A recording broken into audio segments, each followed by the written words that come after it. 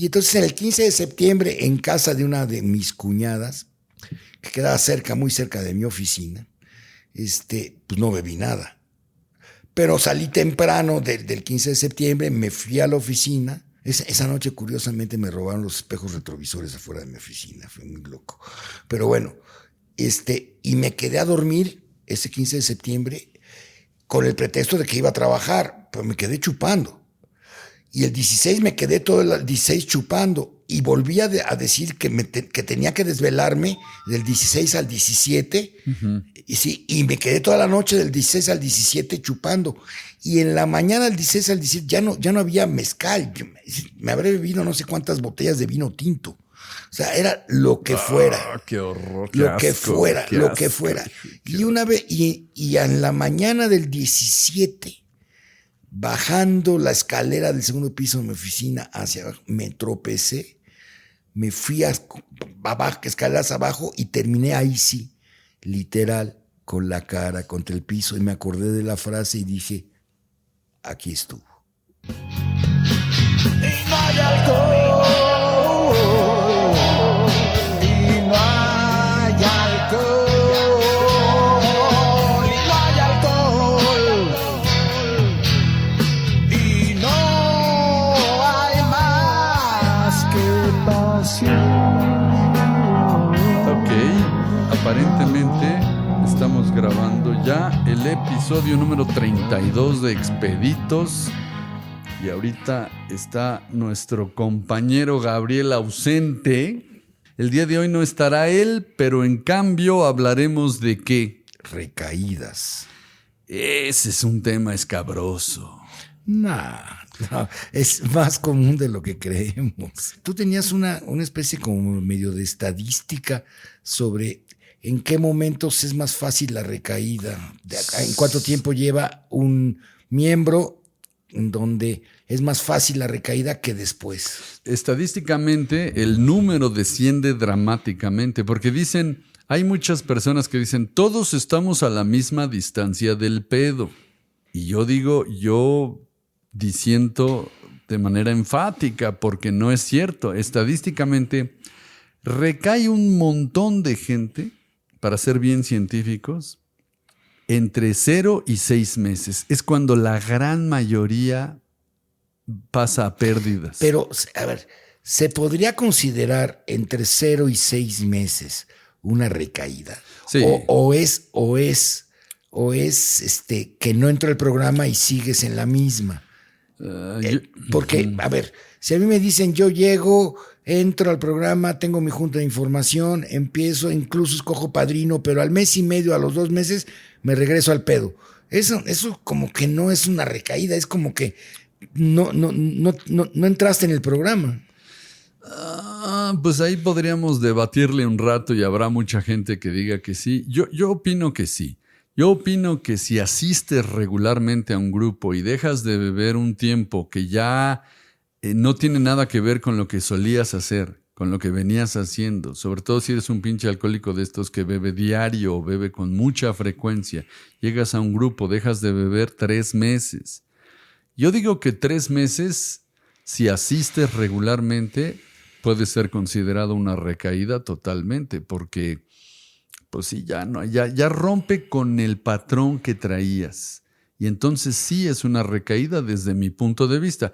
Si me dices que a la semana bebes, bueno, pues a lo mejor no es 0, tampoco no es 0 y 6 meses. Tal vez podríamos ajustar ahí 1 mes al principio, ¿no? Y después dices que ya es más difícil las recaídas, después de los 6 meses. Estadísticamente hablando, el número de los poquitos que quedamos, oíme bien, los poquitos que quedamos después de 6 meses, de que puedes recaer toda la vida, pero estadísticamente el número va descendiendo y cada periodo de tiempo, 6 meses después y 6 meses a 2 años baja muy fuerte. Fíjate, así como casi podría decir que es inverso, de acuerdo con mi experiencia además, porque no estoy tomando el número de ningún lado, sino de mi propia experiencia.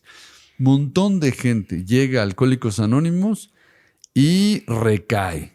La mayoría, de hecho, vamos a decir la verdad, los menos terminan asistiendo regularmente y recuperándose de forma completa, vamos a decir, constante, permanente, ¿no? Pero después de 6 meses recaen menos. Y entre 1 año y 6 años, el número vuelve a descender. Y sigue descendiendo. De tal suerte que las personas que tienen ya más de 20 años recaen muy raramente. Sucede. Claro que pasa. Y escuchamos casos de personas como alguien que no vamos a mencionar en este momento, ¿verdad? Pero cercano al grupo. Sí, ya se está echando sus rompopes, que a mí me parece que la locura es una cosa impresionante. Pero mucho menos gente, estadísticamente hablando, recae pasados los 10 años. Muchísimos menos. La mayoría permanecemos ya en Alcohólicos Anónimos. Y entonces eso habla de que no todos estamos a la misma distancia del pedo, de recaer. Bueno, quizá lo que dicen es que todos estamos a la misma distancia de la primera copa. Es decir, el alcohol está muy cerca de todos. Pero la actitud del enfermo es diferente después de X tiempo, ¿no? O sea, lo que sí es un hecho es que, como dicen en el grupo, a mí me parece una frase demasiado hecha, que es: el alcohol pasa a pérdidas. Ya no piensas en alcohol. O sea, así como antes de llegar pensabas todo el tiempo en el alcohol o en la sustancia, y eras obsesivo, y cuando empezabas te volvías compulsivo como nadie. Entonces, de repente, cuando eres relevado de la obsesión, se te quita, dejas de pensar en alcohol, pero de repente, sí, en los sueños o en algunas circunstancias, alguna reserva que tengas por ahí, el alcohol sigue estando presente, pero llega un momento en el cual ni siquiera te acuerdas del alcohol. Ni siquiera está en tu horizonte de conceptos el alcohol. Correcto. O sea, alcohol dices, además te vuelves terriblemente sensible al olor del alcohol. Sí, es un fenómeno interesante. Es un fenómeno muy loco, porque de repente vas por algún lado y dices, aquí huele alcohol. ¿Sí? Te vuelves hipersensible al olor del alcohol, pero el alcohol no está en tu horizonte de vida. No. Está en tu horizonte de conceptos. Está olvidado. Realmente está olvidado. Y sin embargo, recaen. Sí, la posibilidad de recaer es real para todos, pero no todos estamos a la misma distancia. ¿Y de qué depende? Del tiempo que lleves. Fíjate, ahí estaría interesante. 3 factores. 1, el tiempo, porque hay gente que incluso sin practicar el programa ya con un rato se aferran y no recaen. Pero para mí el factor más importante para evitar la recaída, para dejar de ser sujeto de recaer, es la práctica del programa de recuperación, que como bien apuntas, vuelve al alcohol un enemigo vencido. Y esta frase la tomé de un compañerito, ¿no? Que es el más viejo, dicho sea de paso, compañero que yo conozco en Alcohólicos Anónimos. Creo que ya pasó los 50 años. Y él decía, el alcohol es un enemigo vencido, sobre todo porque es un enemigo vencido solo por hoy. Y como bien dices, dejas de pensar en alcohol. De acuerdo, pero hay recaídas después de 10 años, como me sucedió a mí. Por eso te invitamos a este podcast, Jordi. ¿Solo por hoy? Te invitamos porque conocemos de tu historial y dijimos, para hablar de recaídas... Hay una frase, bueno, yo creo, o sea, y eso a mí me queda clarísimo, la primera razón por la cual recaes: 1, alejarte del grupo y de tu padrino. 1. 2, pensar que ya le robaste el secreto a los alcohólicos. Es una gran frase. Y te alejas del grupo porque pensaste que ya le robaste el secreto a los alcohólicos y te la puedes llevar por la libre, es decir, tú solo. Y 3, te empiezas a hacer caso. Y al empezarte a hacer caso porque no estás en grupo y porque piensas que ya le robaste el secreto a los alcohólicos, la enfermedad sigue ahí, y la enfermedad sí progresa y tú no te vas dando cuenta, pero está allá dentro de ti Y empieza a trabajarte el ego, empieza a trabajarte los miedos, empieza a trabajarte y llega un momento en el cual, ¡pum! Pues ¿por qué no? Minimizas tu historial, minimizas lo que te llevó a AA y dices, ¿por qué no? Y fíjate, es más fácil recaer cuando en la vida te está yendo muy bien, Claro. que cuando en la vida te está cargando la chingada. Es decir, es mucho más sencillo pegarte a un grupo, a tu padrino y a las sugerencias de tu padrino y al poder terapéutico de la tribuna o las juntas de estudio cuando estás en el hoyo, sí, porque quieres, necesitas de la sugerencia, necesitas salir del hoyo. Pero cuando todo te está yendo bien en la vida, pareja, dinero, trabajo, amigos, relaciones, pues dices, pues ya estoy hecho, ya qué más necesito. Estos jovencitos de AA, pues los voy a ir a visitar de vez en cuando, ¿no? Son simpáticos. Las juntas son agradables, ¿no? Los voy a ir a visitar de vez en cuando porque yo ya estoy hecho en la vida, yo voy como caballo de hacienda, ¿no? En mí ya está brillando el oro y entonces, y es ahí donde está el peligro. Justamente, bueno, fíjate, ahorita a mí me gustaría que con pelos y señales, literalmente, porque se me hace Tal lo cual. más útil, sí, pelos y señales, así tal cual, nos dijeras exactamente qué, cómo y cuándo. Ya, como que tendiste un panorama general de las razones y las circunstancias a través de las cuales recaes. Primero me gustaría decir, por ejemplo, que por supuesto no es ningún mérito propio, pero yo fui relevado de la obsesión el día que puse un pie en Alcohólicos Anónimos. De hecho, creo que antes, pero esa es historia para otro podcast. Puse un pie en Alcohólicos Anónimos y en ese momento dejé de beber hasta el día de hoy, que ya han transcurrido algunas 24 horas. No hube de recaer. Sí tuve, por ejemplo, ideas en un par de ocasiones muy marcadas donde la idea de beber volvió a mí. Me acuerdo que estaba yo viendo la televisión, tenía poquitito tiempo y así de la nada, del aire, vino este impulso de un trago. ¿Y por qué no beber? Como estaba yo apadrinado, iba a las juntas y todo, luego sonaron las alarmas y dije, no, ni madre, solo por hoy y yo no bebo. Pero ese lo sentí muy, muy agresivo. Y otra vez por efecto de andar con una fémina, por eso los compitas de grupos en 24 horas dicen que el pomo está entre las piernas de las mujeres, que es una expresión bastante soez y bastante vulgar. Sí, Pero sí, sí, es una gloria, es una joya de la literatura eso, de que el pomo esté ahí. Del caló de AA o de alcohólicos. Pues de algunos alcohólicos, exacto. De 24 horas, porque es... Pero no hay nada para llevarte a una recaída como una relación romántica, ¿eh? Fallida, claro. ¿Cómo va a ser la relación de un alcohólico? Y así, yo no fui la excepción. No recaí, por la gracia de Dios, pero sí tuve una relación muy tórrida, ya sabes, de estas que se avienta un alcohólico. Y me acuerdo el lugar y el momento exactos donde dije un trago y sientes, además no es un pensamiento, viene aunado a una emoción, a un rollo físico que dices, quiero beber. En ese momento y por la gracia divina, le digo, yo me quito todo el mérito, por supuesto, porque es realista. Dije, ahí sí voy a dejar a la chava. O sea, esa fue la razón por la que tuve el valor y el coraje y el carácter suficiente para ir y decirle, ¿qué crees? Tú y yo hasta aquí llegamos y ya no quiero saber más de ti, lo siento mucho, porque mi sobriedad sí, no la voy a poner en juego.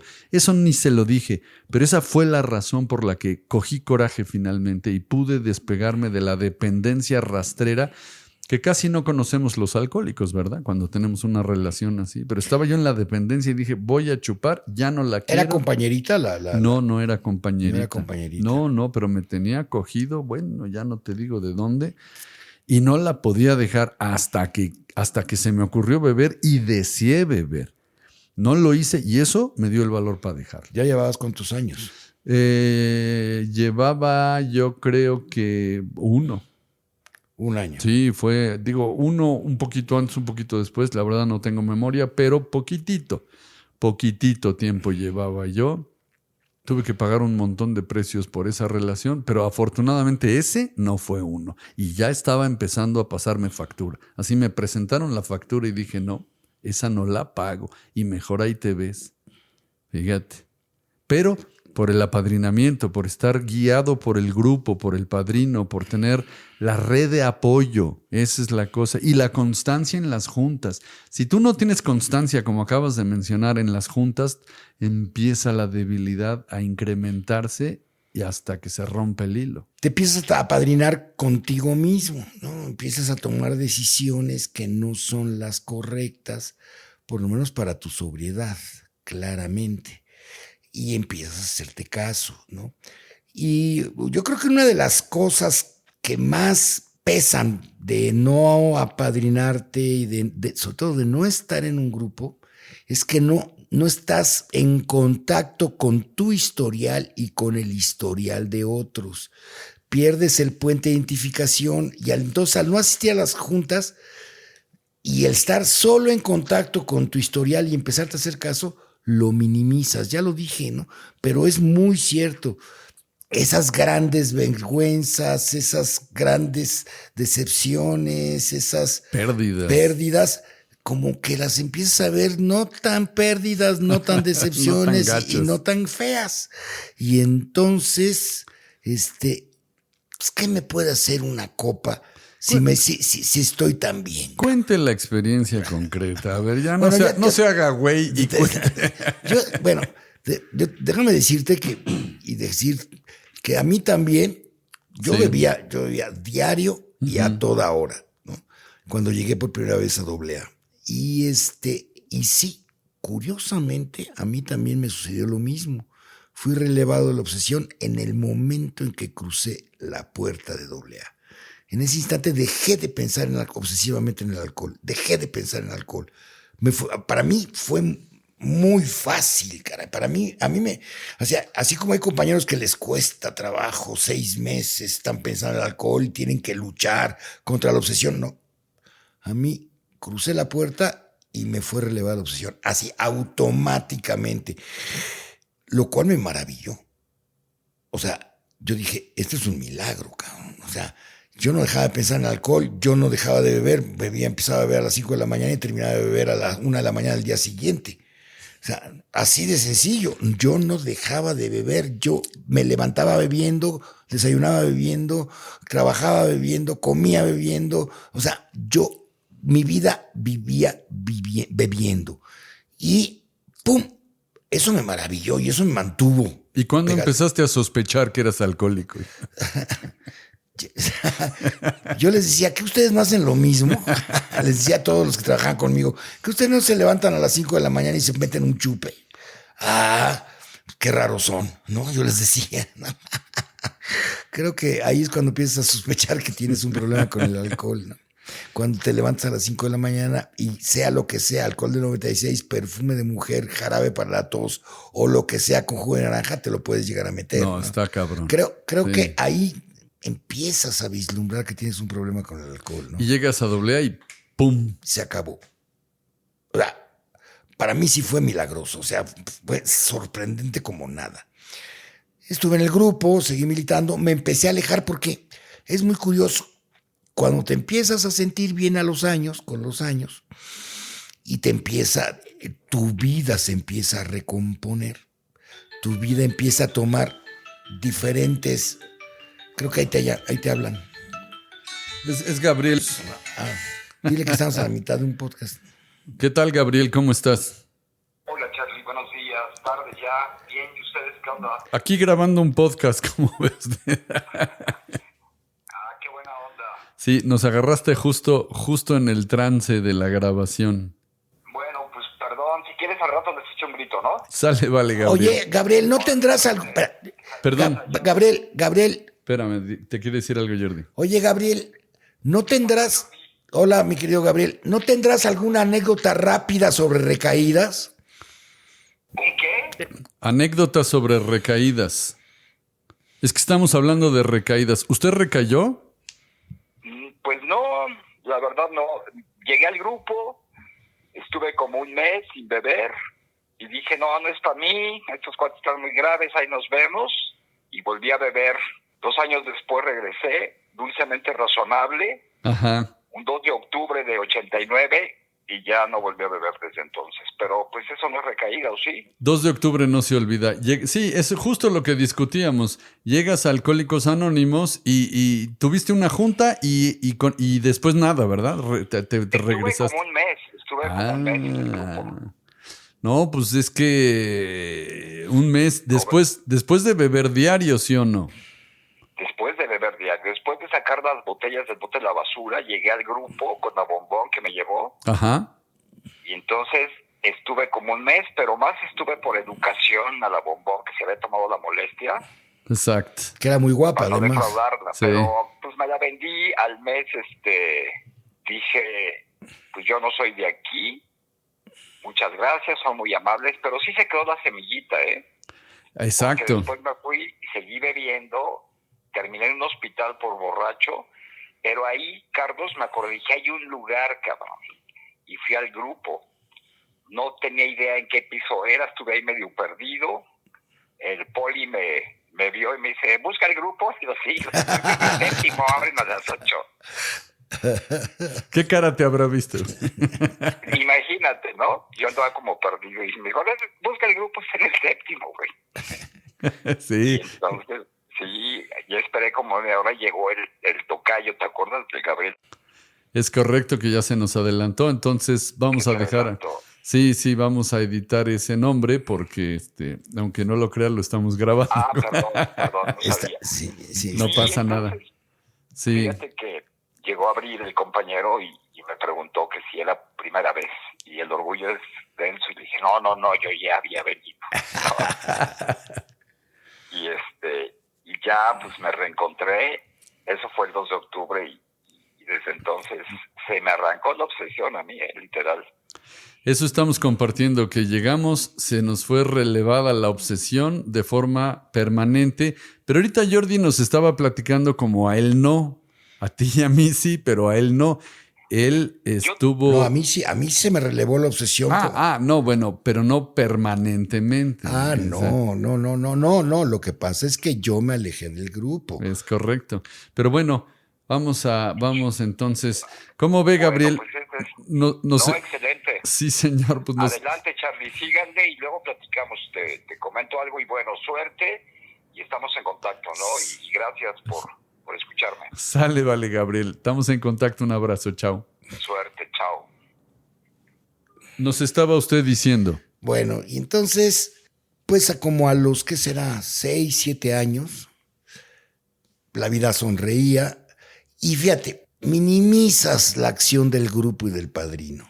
Yo no dejo de repetirlo en la actualidad, porque hace poco un compañero en una junta dijo, híjole, es que sentí como que en el día no hice nada, porque nada más fui a la escuela y después me vine aquí al grupo, como que no hice nada en el día.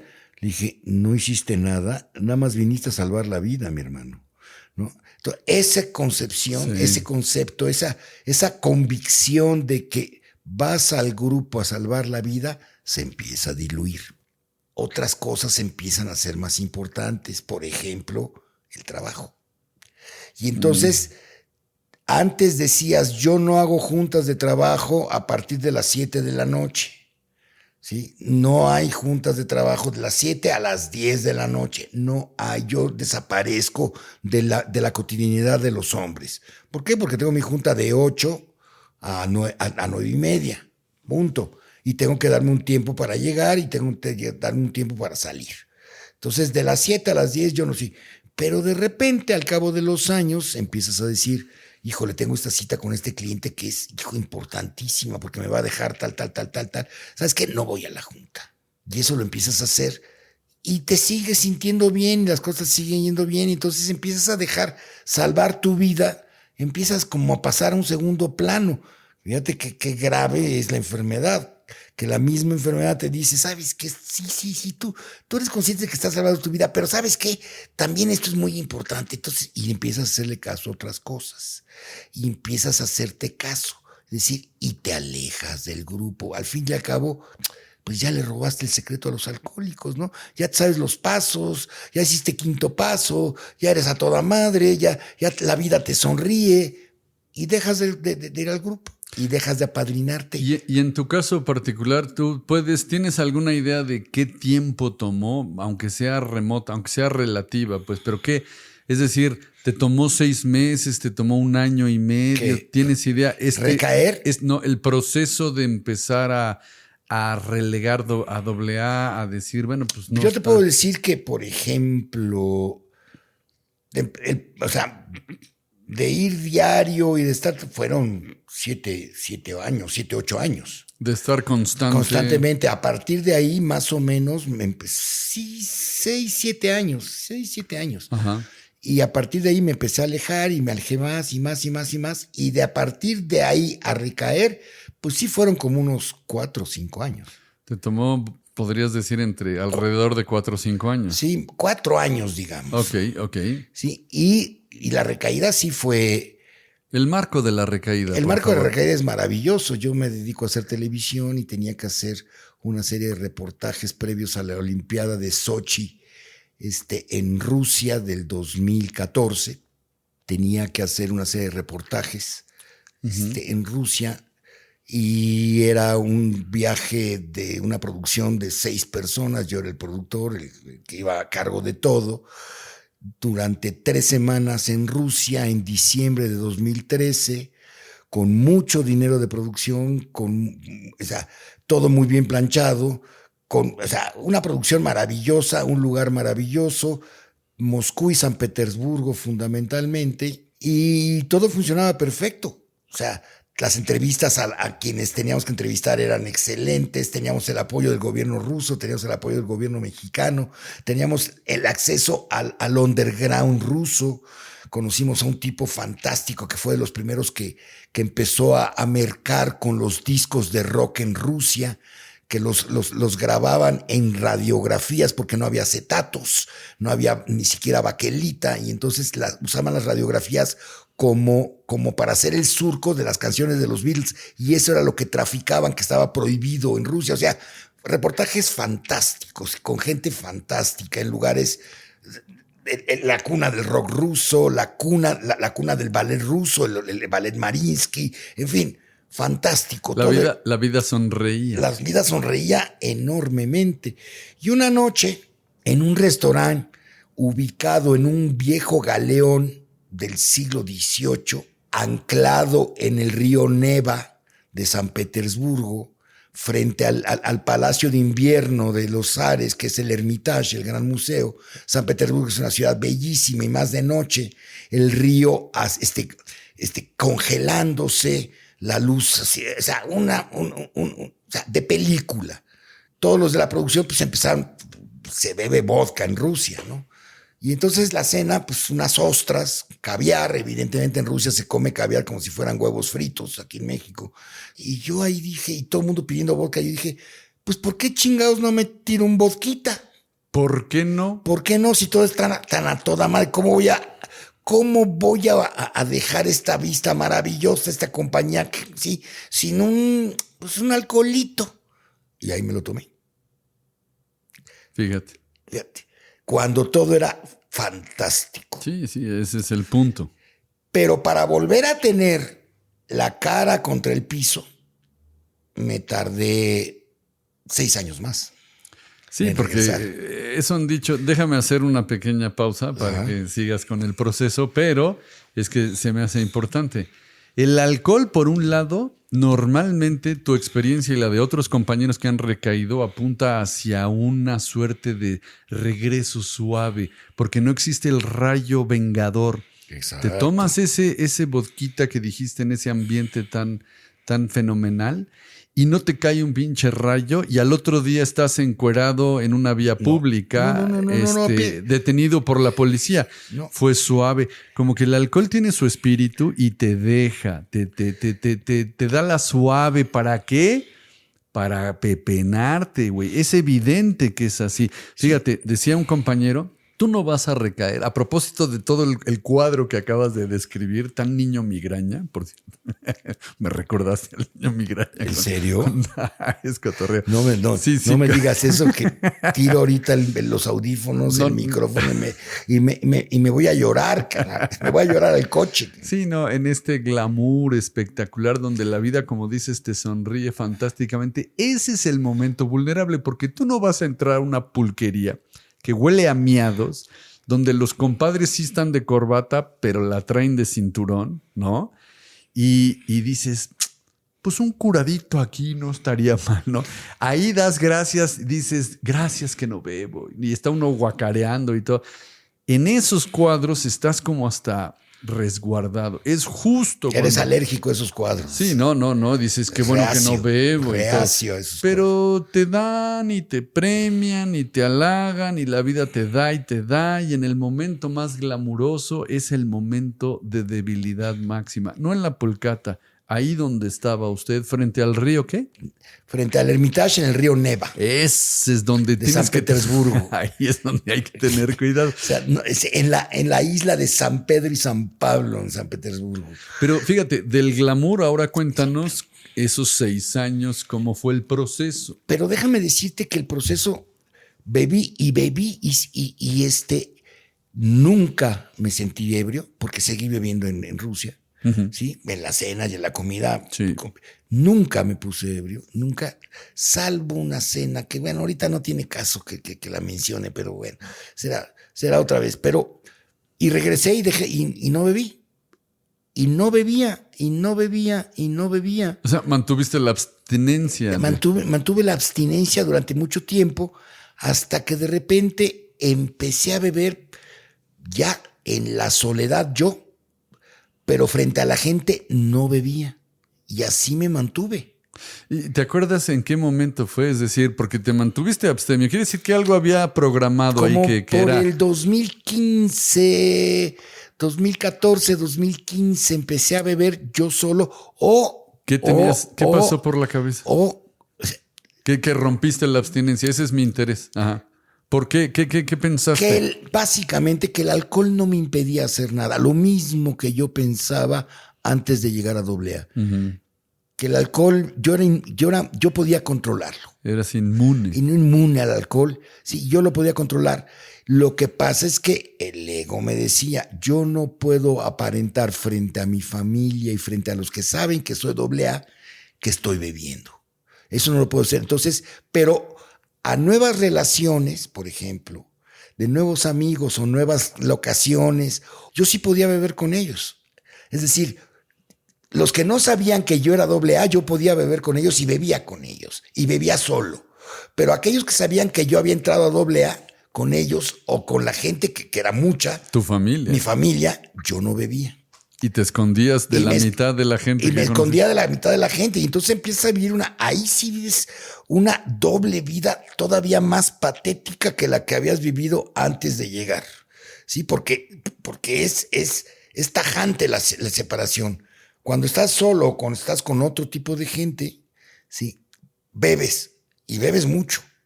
Pero cuando llegas con tu familia no bebes nada. Es decir, yo no bebía absolutamente nada en las comidas con mis padres o en las comidas con mis suegros o con la familia de mi esposa.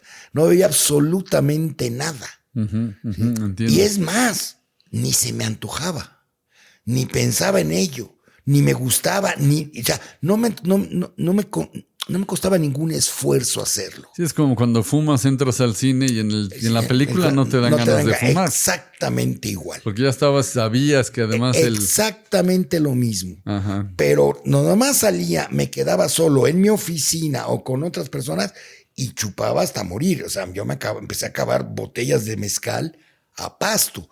Dejé mi oficina, que teníamos una cava de mezcal de litros y litros y litros, me los acabé todos. ¿Me explico? Y empecé a beber, ahí sí ya regresó la compulsión, y esta doble vida me llevaba a hacer cosas como, por ejemplo, que no se dé cuenta mi mujer que bebí durante todo el día, y ya es hora de llegar a la casa. Y entonces me tenía que quedar, si yo la veía que todavía estaba despierta, yo me tenía que quedar en el coche horas hasta que veía que se quedaba, que apagaba la luz, 3 de la mañana, y para poder entrar a mi casa, no despertarla y poderme dormir. Evidentemente al día siguiente de haber traído un tufo gigantesco, pero yo trataba, o sea, así empezó a ser mi vida. Claro. Y entonces hasta que llegó un momento en el cual la progresión de la enfermedad fue cada vez mayor y esta segunda vida, la vida del abstemio, fue cada vez más reducida en cuanto a tiempo y no podías ya ocultarlo bajo ningún aspecto. Evidentemente todo el mundo se habría dado cuenta, aunque seguías mintiendo de que no, yo no bebo. Y incluso en vacaciones, o sea, podía pasar semanas sin pensar siquiera en el alcohol. Pero cuando me salía del círculo que sabían que yo era alcohólico y entraba al círculo que me empezaba a considerar una persona normal, bebía como loco. Bueno, déjame anotar aquí que no todos los alcoholismos, para la gente que escucha, son iguales. No.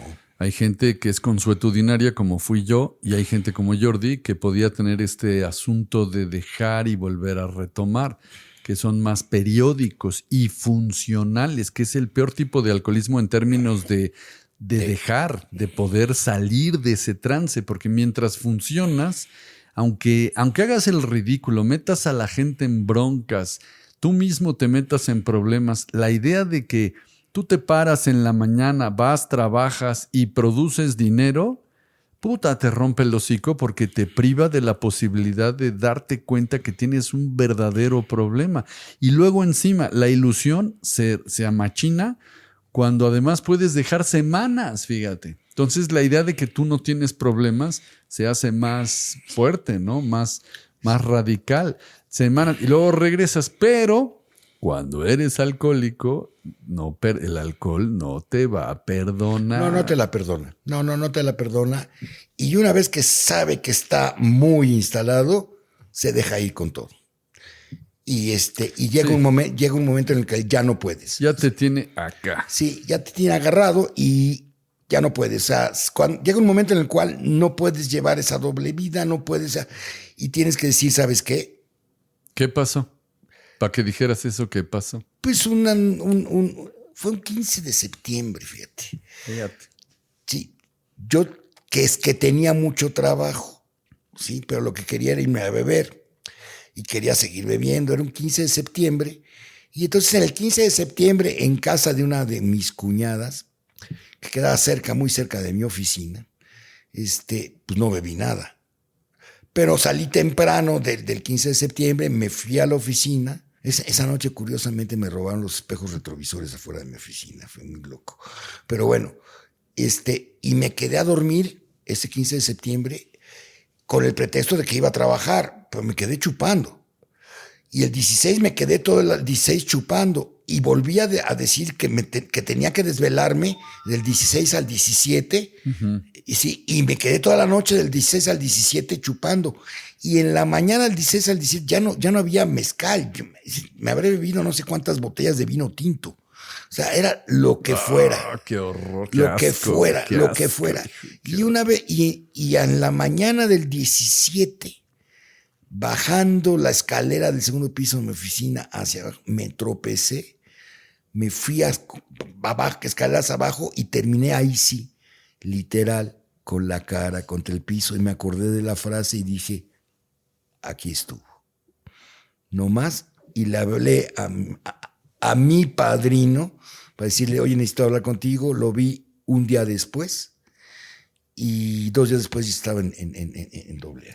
O sea, la frase la escuchaste en Alcohólicos Anónimos. Claro. Llegamos con la cara contra el piso. Y yo me vi con la cara contra el piso y dije, es justo la frase de AA. La cara contra el piso. Pero ahí literal. Era literal. Sí. Yo tenía el cachete contra el piso. Otra frase que usamos es con la cola en llamas. Esa está un poco más complicada. Esa es un poco más metafórica, supongo. Pero también puede pasar, si lo piensas. Sí. Si te estrellas y se incendia el coche, pues a lo mejor probablemente. Llegues con la cola en llamas. Pero literal, yo tenía la cara contra el piso. Sí, y así pudiste llegar. Fíjate, otro aspecto que se me hace muy interesante es, a veces recaer es necesario inclusive. Fíjate lo que te digo. pero al mismo tiempo no creo que sea una opción a considerar, dado que cuando recaes, tú tuviste la suerte, y déjame que te diga, estás rompiendo con otro de las estadísticas, porque la gente, digo, con años, no te puedo dar una cifra evidentemente, pero si ya tienes 5 o 6 años y recaes, puta, para que la vuelvas a agarrar en la experiencia, gente con años que recae ya no la pepena. Eso es lo que he visto. No es la regla necesaria, porque aquí estás tú, que con muchos años recaíste y ahora llevas ¿cuántos años, por cierto? 5, voy para 6. 5, ya vas para 6 años, quiere decir que... Y ganas de chuparte al lado, ya se te quitaron. No, para nada. Pero sí te puedo decir que pescar el programa Ha sido más... es mucho más... O sea, regresé y curiosamente era más temeroso de lo que era antes, tenía más miedos, tenía mentiras más acendradas, problemas más difíciles de deshacer. O sea, la enfermedad me había socavado mucho más profundamente que la primera vez. Es que la enfermedad progresa. Progresó, claro, y fomentó mis miedos, que es el origen de la enfermedad. Y entonces ha sido mucho más difícil revertir, ¿sí? Entrar en el programa, ¿sí? Dejarme ir, soltar. Ha sido mucho más difícil que la primera vez. Entonces, yo creo que en eso depende un poco el hecho de que aquellos que después de X años recaen y regresan, les cueste más trabajo. Cuesta más trabajo entrar en el programa cuando recaes y regresas después de X tiempo. Ahora, ese es un punto. Y el otro punto, como para considerar no recaer, es que la mayoría no vuelve. La mayoría se muere. Yo conozco gente personalmente, mucha gente, y aquí también conocemos gente mutua, que se fue, recayó. Se me hace un tema importante. Si consideras recaer y tú crees que vas a regresar, grandes posibilidades hay de que ni siquiera tengas el chance. El tiempo. Sí, te mueras, punto. La enfermedad te lleve parejo. Ya ni siquiera regreses para que te cueste más trabajo. Te mueres, y aquí conocemos varios ejemplos. Sí. Esa es la cosa. Entonces sí, recaer en un momento dado puede ser bueno si te va a servir para regresar dulcemente razonable y ya dejarla de hacer de tos, ya dejarle de poner tanto tiro al programa y no estar en la sequedad y ya. Porque estar en la sequedad es una forma muy miserable de existir.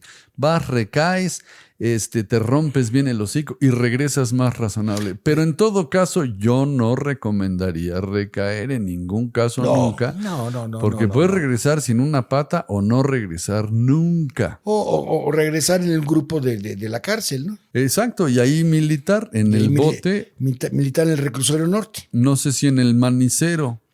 No, ese yo lo veo un poco más difícil. Más difícil, pero es muy probable que te toque el grupo uno de los grupos que hay en el reclusorio norte o en el oriente, porque o atropellaste a alguien o mataste a alguien. Sí, o sea, entonces, si la recaída, a mí, por la gracia de Dios, sí, pude regresar. Y el día de hoy no bebo.